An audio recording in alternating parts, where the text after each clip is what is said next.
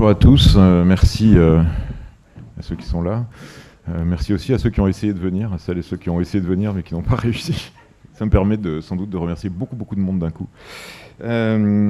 Merci aussi à toutes les équipes qui ont aidé à l'organisation de ce colloque. Je pense en particulier à Joanne, Caroline, Samuel, Alexandre et d'autres que j'oublie. Merci beaucoup à tous les intervenants et aux participants et merci à tous les invités, à tous les participants aux tables rondes. Donc on sort d'un jour et demi. Je vais faire un petit résumé pour vous qui n'avez pas eu la chance de participer. Je crois que ça a été particulièrement riche. Le thème choisi était volontairement transversal et la diversité des interventions a montré à quel point les transformations digitales concernaient l'ensemble, concernaient toutes nos sociétés dans un peu toutes les composantes, quoi. Donc on a pu voir à partir de questions qui étaient déclinées dans certains secteurs, mais que ce soit l'avenir des villes, l'environnement, la finance, la démocratie, la collecte de l'impôt, les migrations, tout ça, ce sont des thèmes qui sont évidemment impactés, comme on dit beaucoup en ce moment, par les transformations digitales qui nous invitent à réfléchir aussi aux régulations adéquates, aux politiques publiques. Et puis évidemment, parmi les thèmes très importants et très centraux, le thème de des transformations digitales des entreprises et à travers ça, l'impact que peuvent avoir ces transformations sur l'emploi, sur les métiers. Et là aussi, les nombreuses interventions ont permis vraiment de montrer à quel point il y avait des interactions très complexes et pas toujours complètement comprises aujourd'hui entre ces transformations digitales, l'exposition au commerce international, à la fois en tant qu'importateur ou exportateur. On voit que l'impact sur les entreprises n'est pas le même selon non seulement les secteurs d'activité, mais selon le degré d'ouverture au commerce international. On a vu qu'il ne fallait pas non plus oublier dans l'explication de l'évolution de la structure des emplois, de regarder l'évolution des coûts relatifs de l'emploi non qualifié et par rapport à l'emploi qualifié.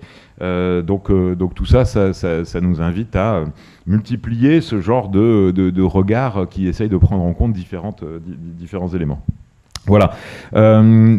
Et parmi les questions évidemment très importantes, c'est se poser la question sur quels sont les effets des transformations numériques sur l'emploi, sur la productivité, sur cela. Donc en premier lieu au sein des entreprises.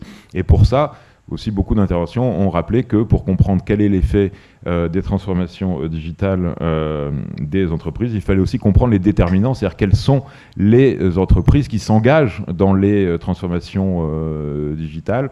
Encore une fois, c'est vu de manière assez large, mais si on ne comprend pas les raisons pour lesquelles certaines s'engagent plus tôt que d'autres ou plus tard que d'autres, les manières dont elles le font, on va avoir du mal également à comprendre l'impact des transformations digitales au sein des entreprises sur l'ensemble de la société. Donc, merci à nouveau à l'ensemble des intervenants qui ont bravé les conditions de circulation pas toujours évidentes en ce moment pour nous rejoindre aujourd'hui. Florence Lussmann, présidente de la Fédération française des assurances, qui va nous parler des exemples de transformation digitale de sociétés d'assurance. Michel Jumeau est directeur adjoint Orange France, directeur exécutif adjoint Orange France. Donc là aussi, une entreprise qui est évidemment connue pour avoir s'être impliqué assez fortement dans la transformation digitale. Henri-Paul Rousseau, qui a été ou qui est peut-être encore professeur invité à PSE et qui est professeur associé à HEC Montréal et président de Nouvelia et qui va nous parler aussi de l'accompagnement de transformation digitale dans un autre secteur qui est le secteur agroalimentaire et manufacturier. Donc on change de secteur. Et Aurélie Gracia Victoria, qui est directrice des projets technologiques et numériques à la Direction générale des entreprises à Bercy, et qui va donc nous parler également de comment l'administration publique, comment l'État, comment les politiques publiques accompagnent, encouragent les entreprises dans leur transformation digitale. Donc il y a un certain nombre il y a plein de questions qu'on se pose. Quels sont les déterminants des transformations digitales et puis comment ça se passe. La deuxième table ronde se portera un peu plus l'accent sur les enjeux en termes de RH et notamment de formation, c'est-à-dire comment former aujourd'hui aux métiers de demain et aux métiers d'après-demain, comment former aujourd'hui aux formations de demain en fait, c'est presque ça la question. Mais là on va aborder un peu les autres aspects et je passe sans plus tarder la parole à Florence Lussmann. Merci beaucoup. Bonjour à tous. Alors moi, je vais vous parler d'assurance. Et dans le domaine de l'assurance, qui est quand même le métier historique de la donnée, il est évident que... Alors moi, quand je dis digital, j'entends par là la capacité à gérer des masses de données très, très, très importantes. C'est comme ça que je rentre dans le sujet et d'avoir à la fois donc, des masses de données très très importantes et puis des techniques telles que l'intelligence artificielle aujourd'hui et la capacité des machines qui permettent en fait d'analyser et de traiter en temps réel des masses très très importantes de données. Et ça, c'est une véritable révolution dans le métier d'assurance, puisque le métier d'assurance, c'est historiquement de collecter des données de risque, de les analyser pour ensuite proposer une couverture de risque et un prix à cette couverture de risque. Alors, une fois qu'on a dit ça, on voit bien qu'on a un sujet historique dans l'assurance qui est l'asymétrie d'information entre l'assureur et l'assuré. C'est-à-dire que l'assureur, il pose un certain nombre de questions, mais il dispose et il a en fait accès évidemment à beaucoup moins d'informations que celles que détient finalement l'assuré, que ce soit l'assuré personne physique ou que ce soit une entreprise. Les nouvelles techniques et surtout la mise à disposition de volumes d'informations beaucoup plus importants permettent de réduire cette asymétrie d'informations, donc de mieux connaître le risque et de mieux le pricer. Donc ça, c'est le premier effet, c'est un effet assez théorique, mais qui est tout à fait réel, de meilleure connaissance du risque et donc de capacité à proposer des couvertures qui soient mieux adaptées. Alors ça permet en particulier d'offrir des nouveaux types de produits, c'est-à-dire il y a des gens qui analysent les conditions dans lesquelles tombe la neige, par exemple, les vagues, si vous avez prévu d'aller surfer, ce qui veut dire que vous avez des choses qui peuvent paraître assez anecdotiques, mais n'empêche qu'on ne pouvait pas le faire avant et qui sont des assurances très très très ciblées sur la vie quotidienne et qui vous assurent si vous allez au ski qu'il n'y a pas de neige, si vous allez surfer et qu'il n'y a pas de vagues, ou si vous allez vous promener à l'étranger et qu'il pleut trop par rapport à ce que vous aviez prévu. Alors ça peut paraître anecdotique, il y a des usages qui sont beaucoup plus massifs que ça, si je pense par exemple à la tarification automobile. C'est vrai que historiquement, la tarification automobile, ça répondait à des critères de zonage géographique, ces fonctions de l'âge historiquement du sexe, mais maintenant on n'a plus le droit, donc de l'âge du conducteur, évidemment de son histoire en termes d'accident de la route, mais maintenant on fait des tarifs qui sont beaucoup plus personnalisés, donc qui tiennent compte de l'usage réel qu'on fait de son véhicule, et puis pour ceux qui ont poussé l'exercice le plus loin, donc ça existe, c'est pas énormément développé en France, ça l'est, mais ça l'est ailleurs, des ajustements instantanés du tarif en fonction des données, des dernières données disponibles sur le prospect, celui qui voudrait s'assurer, et également de tous les tarifs de la concurrence. Et c'est en ce sens que je disais que voilà, cette capacité à traiter instantanément des volumes très très importants de données a un impact réel sur l'activité d'assurance et permet encore une fois d'adapter le tarif en temps réel. Et puis la dernière grande évolution que je voudrais mentionner à ce stade, c'est la possibilité d'aller beaucoup plus loin dans l'intégration de la chaîne de valeur. C'est vrai que la vision traditionnelle de l'assurance, et c'est déjà très bien, hein, c'est j'ai un sinistre et on me rembourse. C'est-à-dire c'est en plus une vision assez financière du business qui a considérablement évolué.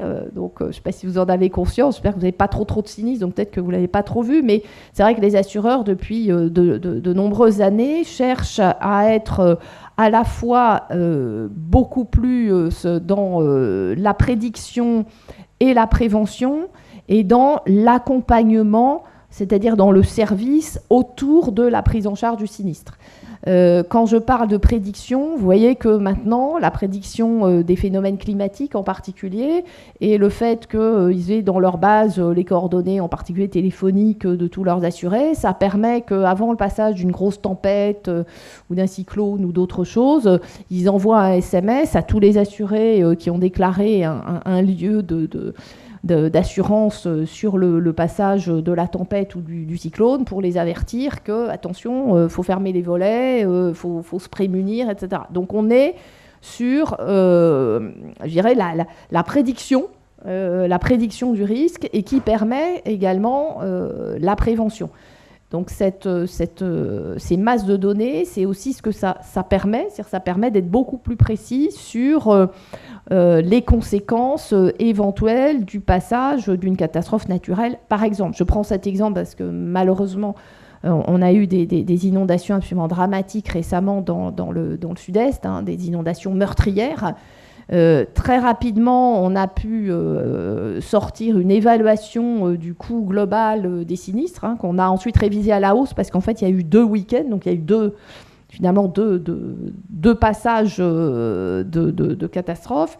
Mais en tout cas, il y a des modèles qui tournent chez les assureurs, à la Caisse centrale de réassurance, qui est spécialisée dans les événements naturels, et qui permettent très rapidement soit de simuler, soit quand l'événement s'est effectivement produit, de voir quelles sont les habitations, une par une, qui sont touchées, ou les entreprises, et comment est-ce qu'il faut intervenir. Donc ça permet encore une fois d'améliorer le service au client, puisque ça permet de l'aider à mettre en place des dispositifs de prévention, sachant que le risque lui-même, évidemment, ce n'est pas l'assureur qui peut seul le gérer. Voilà peut-être les quelques points que je voulais mentionner en préambule de cette table ronde. Bonjour à tous. Alors pour Orange, hein, la transformation numérique, il y a un peu 3 grands sujets hein, finalement. Le premier, c'est vraiment le réseau. On est quand même d'abord une plateforme d'intermédiation entre des services numériques et puis les consommateurs. Sans réseau, il n'y a pas de GAFA. Hein. Les GAFA n'existeraient pas sans des entreprises, enfin sans les opérateurs de télécommunications. Donc notre premier sujet, c'est quand même dans la transformation numérique de pouvoir apporter du réseau pour tout le monde, de la connectivité pour tout le monde, sur le mobile, sur le très haut débit. On s'est fixé notamment pour objectif d'amener pour 90% des foyers en France la fibre et la 4G dans les 3 ans qui viennent, la fibre et la 4G, les deux, hein, c'est pas l'un ou l'autre, maintenant ils veulent les deux, nos clients. Donc ça c'est le premier enjeu quand même de notre transformation numérique, c'est apporter la connectivité pour tous. Le deuxième c'est le client, évidemment, donc on part du client, et le client aujourd'hui, le consommateur, il est ultra connecté, il est très digital, il est extrêmement exigeant, et très exigeant, et il veut surtout pouvoir faire un achat ou un acte de gestion quand il le souhaite, quand il le veut, et j'ai envie de dire vraiment indépendamment d'ouverture de boutique ou de service client, il veut le faire un peu dans son impulsion à lui. Donc partant là, forcément, en prenant en compte ces attentes-là, le client il est d'abord dans une recherche d'efficacité quand il rentre en contact avec Orange. C'est dur à dire, mais on n'est pas, on n'est pas Disney, on n'est pas Gaumont, on n'est pas Louis Vuitton. Il ne rentre pas en contact forcément avec Orange pour le plaisir. Il est avant tout pour aller le plus vite possible dans le traitement de sa demande. Et il se fait que le moyen le plus facile pour pouvoir répondre à cette demande, et c'est lui qui nous le dit, hein, c'est pas nous qui l'avons défini, c'est le digital. Lui, quand il projette l'interaction idéale avec Orange, il dit moi je voudrais une application qui fait tout sur mon smartphone. Je n'ai pas forcément envie d'aller dans une boutique ou de vous appeler en service client, en tout cas pas pour un truc simple. Je vais pouvoir le faire en digital. C'est important de partir de ce constat-là, c'est une attente client, parce que nous venons d'un monde, d'une culture où c'est le monde des agences, c'est le monde des services clients. Non, le digital, c'est l'attente numéro 1 des consommateurs.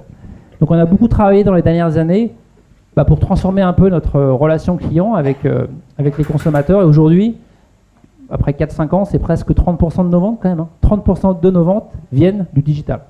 Même si on reste évidemment un opérateur avec des boutiques physiques et des services clients. Et même 55% de nos actes de gestion, donc je ne sais pas, vous voulez consulter votre facture, vous voulez changer votre adresse, des actes simples on va dire, se font aussi en digital. Donc ça c'est une deuxième grosse transformation, c'est remettre à plat, redesigner quelque part nos moyens d'échange avec nos clients en partant du digital. Et puis le troisième grand enjeu, c'est pour le conseiller client, pour le salarié en fait. Vous savez, on a presque 15 000 salariés qui sont face aux clients, que ce soit dans nos boutiques, dans nos services clients, nos techniciens d'intervention. Donc qu'est-ce que le digital peut leur amener?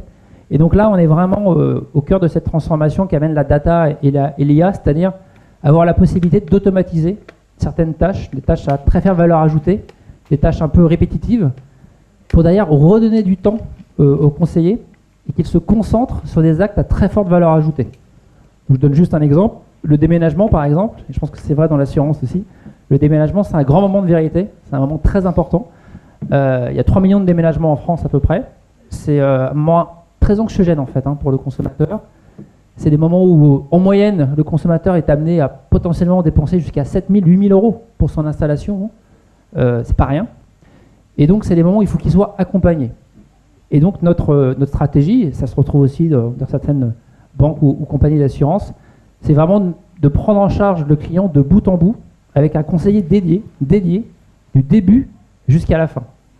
Pour faire ça, dans un environnement économique, budgétaire limité, qui n'est pas infini en tout cas, c'est comme ça, il faut arriver à automatiser un certain nombre de tâches qui occupent le conseiller, de back-office, de reporting, pour nos vendeurs en boutique, de changer les prix d'étiquettes dans nos boutiques, et vraiment libérer du temps pour qu'ils se consacrent à ces moments à très forte valeur ajoutée. Je vous donne un autre exemple. On doit vendre à peu près 4 millions de terminaux par an. Il y a 4 millions de terminaux qui s'échangent dans nos boutiques, dans nos services clients chaque année. Eh bien, il y a presque 30%, en fait, étonnamment, de nos clients qui font appel à un conseiller pour l'aider à changer de téléphone, pour passer d'un téléphone A à un téléphone B, parce que c'est compliqué, c'est pas facile pour tout le monde de pouvoir transférer tous ces contenus, tous ces contacts, toutes ces nouvelles applications. Eh bien, un conseiller qui sait faire ça, qui est compétent, qui prend par la main le client et qui réalise cet acte-là, et on parle de millions d'actes de service dans nos boutiques, ça a beaucoup de valeur, mais pour ça, il faut utiliser la transformation numérique, la data, l'IA, pour automatiser un certain nombre de tâches et lui redonner ce temps pour qu'il le consacre encore une fois au client. Donc voilà, c'est un peu les trois, en introduction, les trois grands enjeux de transformation numérique chez Orange, salariés, clients et puis réseau.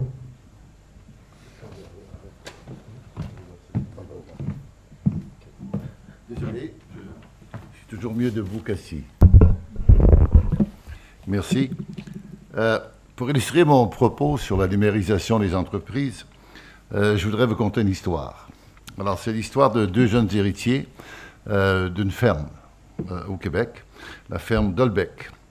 En fait, leur papa, après 50 ans, un agronome, avait bâti la ferme la plus productive en termes de récolte de pommes de terre, des records extraordinaires. Cependant, il ne faisait pas de sous vraiment avec ça.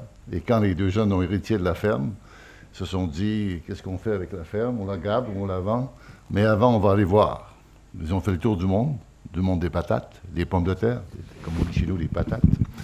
Ils sont allés partout dans différents pays pour faire un étalonnage des technologies associées à la culture des pommes de terre dans le monde. Ils sont revenus avec une vision, faire de leur ferme une ferme 4.0 et de faire de leur entreprise une entreprise numérique. Pour réussir cela, ils ont eu plusieurs fournisseurs, et deux des fournisseurs, c'est une société qui a fait les petits véhicules automatisés qui se promènent dans l'usine de l'emballage et de la frigorisation. Et aussi, ils avaient besoin d'un intégrateur de technologie pour intégrer l'ensemble du parc technologique qu'ils mettaient en place. La société qui faisait l'intégration s'appelle Epsilia et celle qui faisait les petits autonomes, véhicules autonomes, s'appelle Divel, deux sociétés qui sont sous le chapeau de Nouvelia, dont j'ai le bonheur de présider le conseil d'administration. D'où ma connaissance de l'histoire des patates. Qu'est-ce qui est arrivé? C'est intéressant, vous pourrez aller sur patatedolbec.com. Vous allez voir un paquet de trucs super intéressants. C'est un très bel exemple de la numérisation. En fait, c'est parfait comme exemple. Pourquoi? Les pommes de terre arrivent à l'usine.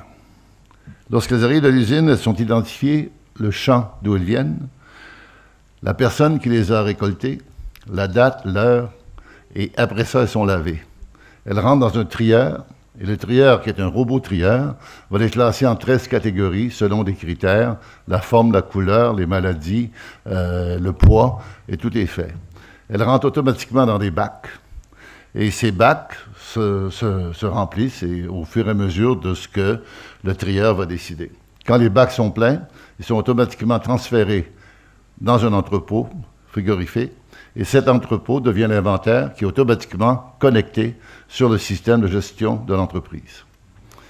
Lorsque le commerçant a besoin de pommes de terre, il va sur le site Internet, voit l'inventaire et fait sa commande. Automatiquement, la commande dit au robot, il y a des pommes de terre à mettre en sac, et tout se fait robotiser, de sorte que les sacs, avec la couleur, le nom du commerçant, apparaissent selon la commande qui a été faite. En fait, depuis que Dolbec a fait ça, ils ont gardé tous les travailleurs qui ont participé aux 2 ans de mise en place de ce système et ils ont augmenté leur production et leur vente de 30% en 1 an. Et ça continue. L'expérience client du commerçant est améliorée parce qu'il connaît la fraîcheur, la date et tout ça, et l'expérience client de celui qui mange les pommes de terre est d'autant plus améliorée. Pourquoi? Parce qu'il a une traçabilité complète de la ferme à la table.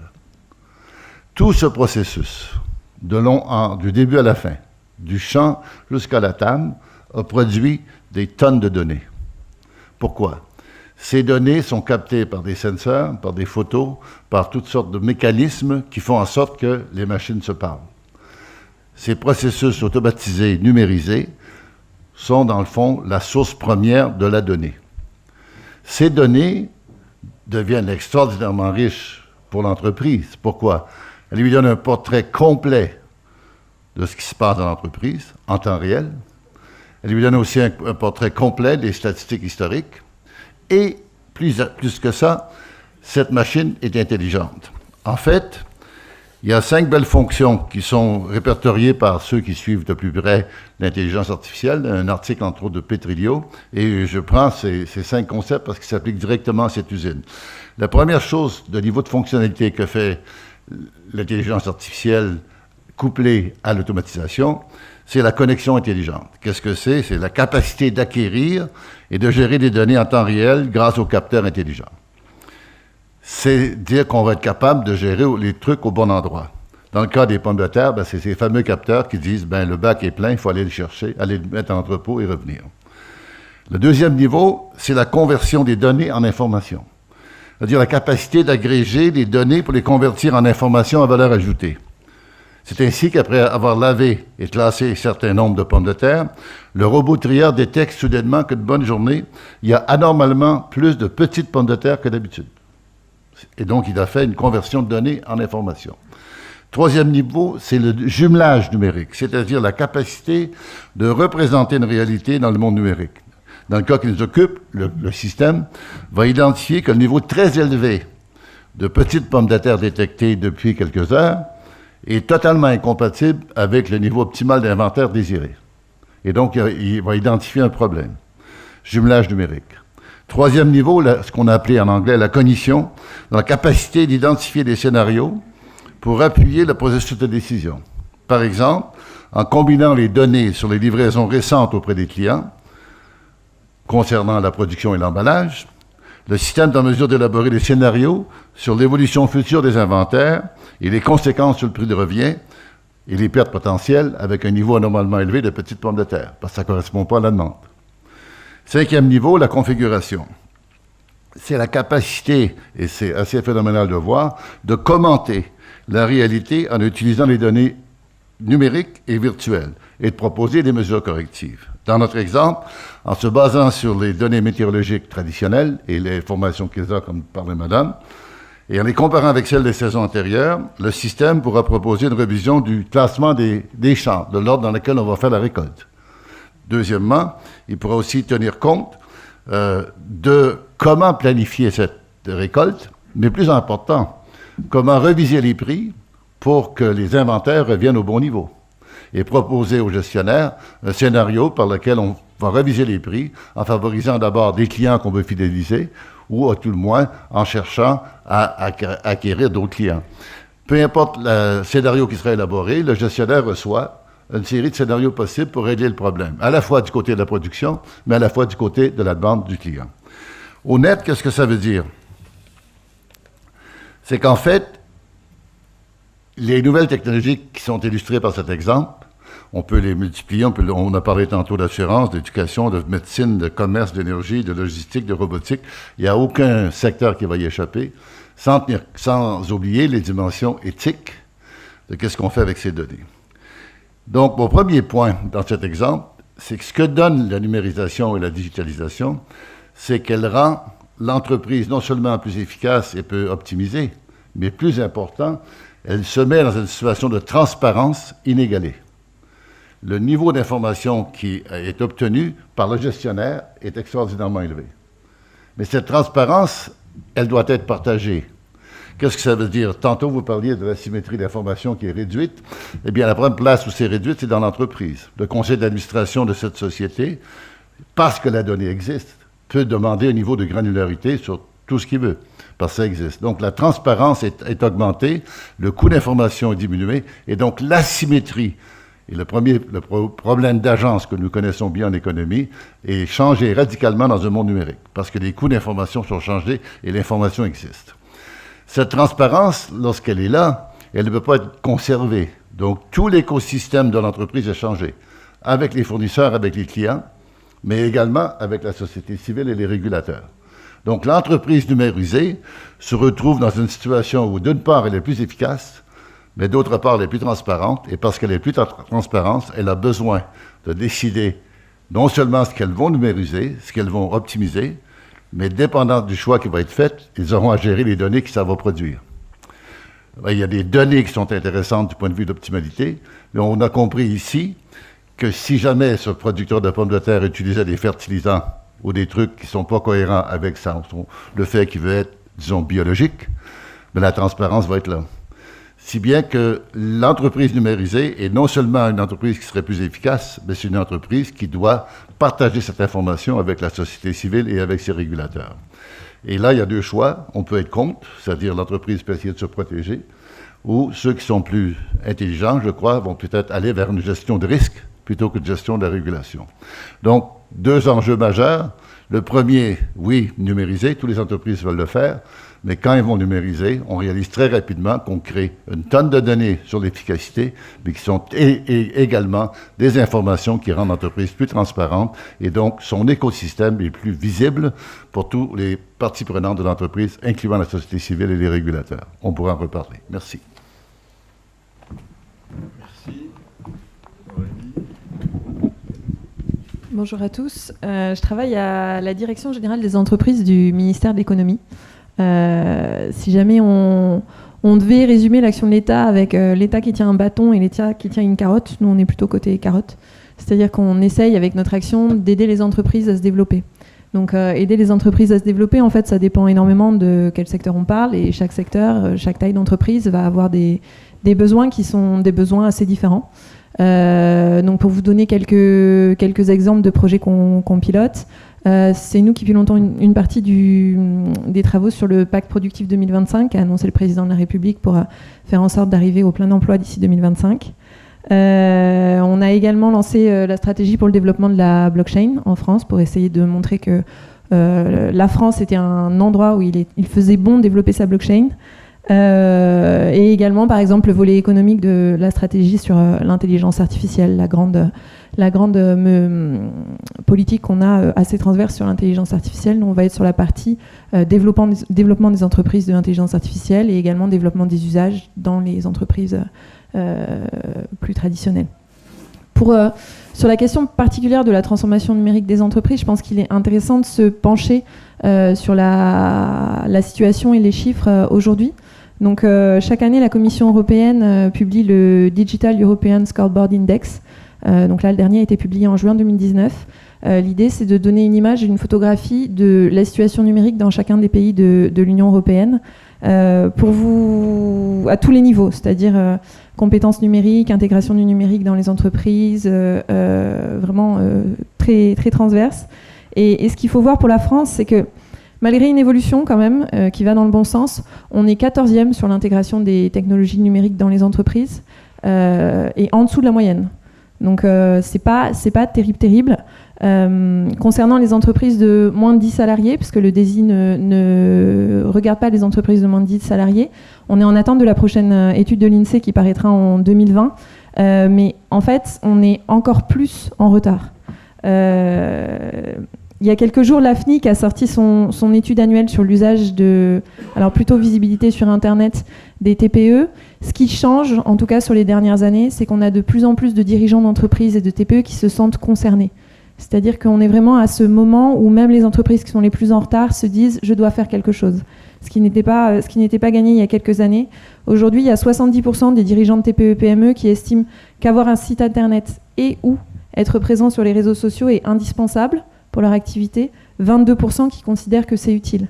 Et ce qu'il faut voir aussi, c'est qu'on est dans un monde où la transformation numérique d'une petite entreprise, ça ne veut pas forcément dire avoir un site Internet. Aujourd'hui, on a des entreprises, des TPE-PME qui sont plus présentes sur les réseaux sociaux, 76%, que avec un site Internet, 69%. Donc on est à la fois dans une prise de conscience et en même temps dans un changement, un espèce de basculement des usages, en sachant qu'on part d'une situation où on est assez en retard. Donc peut-être que, je ne sais pas comment Pierre-Yves tu veux faire, mais les mesures qu'on peut avoir à la DGE sur la transformation numérique, j'y vais.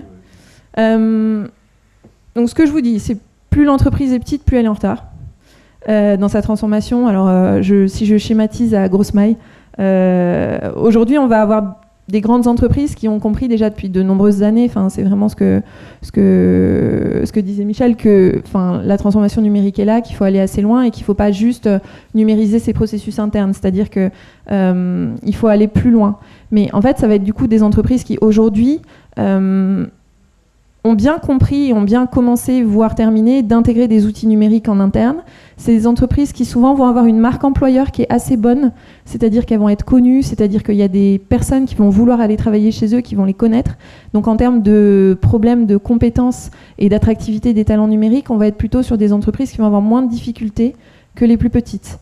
Et sur la partie, la frontière de la transformation numérique dont on parle, on va peut-être être dans des défis sur les prochaines années qui vont être de l'ordre de l'usage de technologies assez perfectionnées. Donc ça va être utiliser la réalité augmentée, la réalité virtuelle pour former ses salariés ou ses sous-traitants. Ça va être de l'intelligence artificielle pour mieux connaître son marché, augmenter sa productivité, la qualité de ses produits. Ou ça va être éventuellement l'utilisation de la blockchain pour optimiser sa traçabilité, sa logistique. Il y a certainement beaucoup de choses à faire sur les pommes de terre et la blockchain. Mais donc on va être vraiment sur des défis qui sont des défis assez compliqués, assez techno, et qui vont rejoindre parfois les frontières de la recherche aujourd'hui.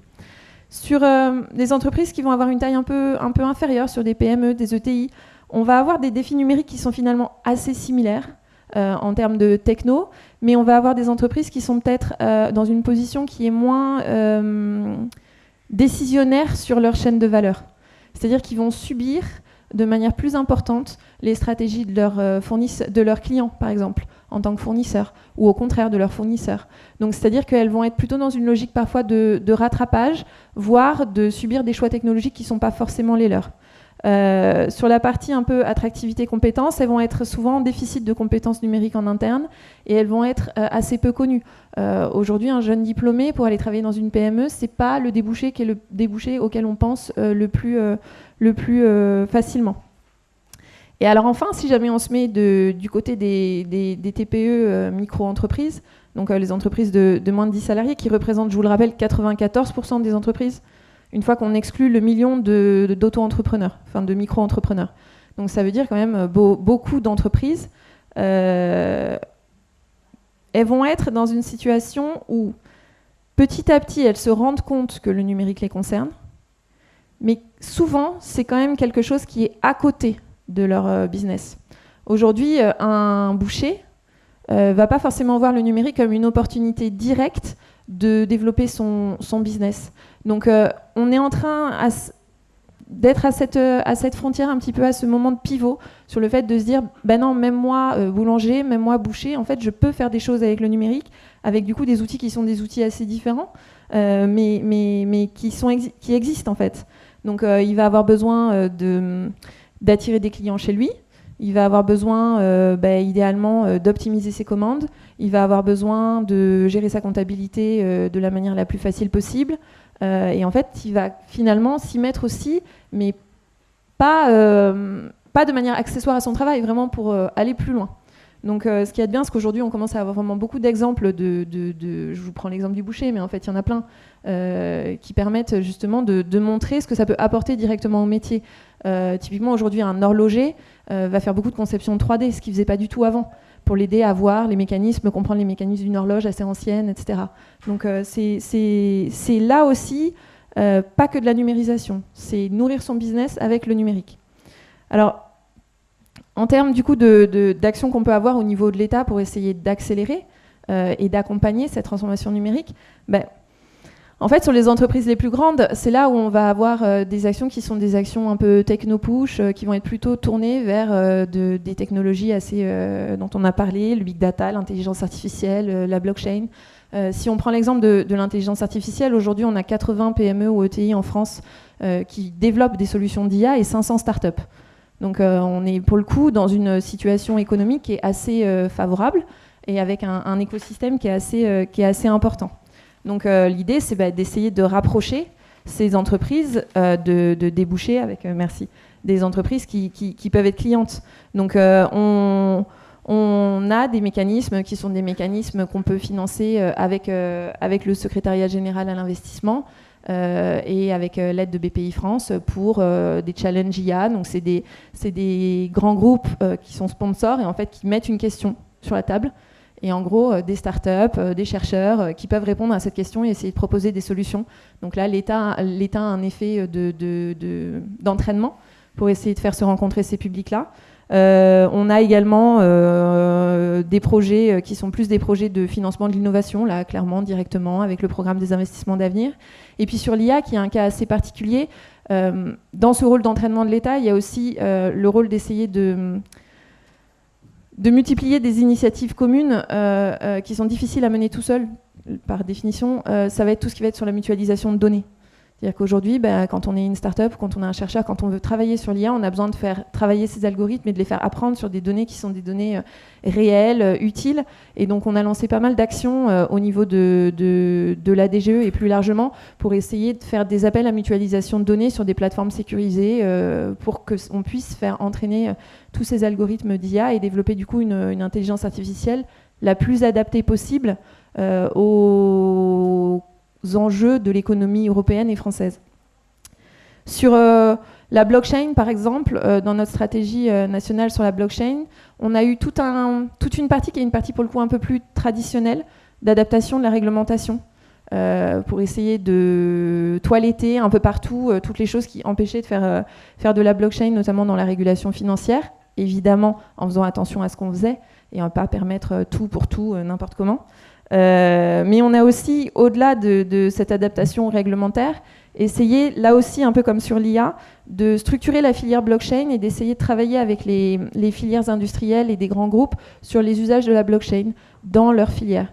Donc la blockchain permet pas mal d'usages en termes de traçabilité, de partage de la confiance. Et donc on est en train de travailler avec l'agroalimentaire, la construction, la rénovation énergétique sur des projets qui sont des projets portés par les industriels, mais où on aide à mettre tout le monde autour de la table et à faire avancer les projets. On a là aussi des actions de financement de l'innovation. L'État aujourd'hui consacre 4,5 milliards d'euros sur les 5 prochaines années pour le financement de l'innovation de rupture. Donc c'est pas que de la blockchain, mais il y a de la blockchain dedans. Et puis on a également aussi depuis plusieurs années, je pense aussi dans cette logique de modernisation de l'action publique, développer quelque chose qui s'appelle France Expérimentation. En fait, c'est un guichet dématérialisé où des boîtes qui ont des problèmes avec la réglementation peuvent contacter l'État et expliquer ce qui coince. Et derrière, il y a des gens qui étudient les demandes et qui voient comment est-ce qu'on peut décoincer, si on veut décoincer, et même s'il y a un problème.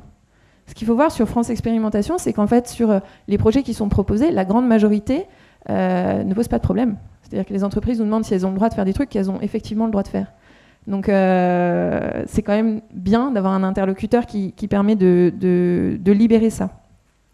Donc ça va être, si je veux schématiser, la transformation numérique un peu de pointe quoi, aujourd'hui. Certains diraient la vraie transformation numérique, mais c'est un petit peu désagréable. Sur les moyennes entreprises, sur les questions de filière, on va avoir des actions qui sont des actions tout aussi nécessaires. Par exemple, sur le développement de la facturation électronique.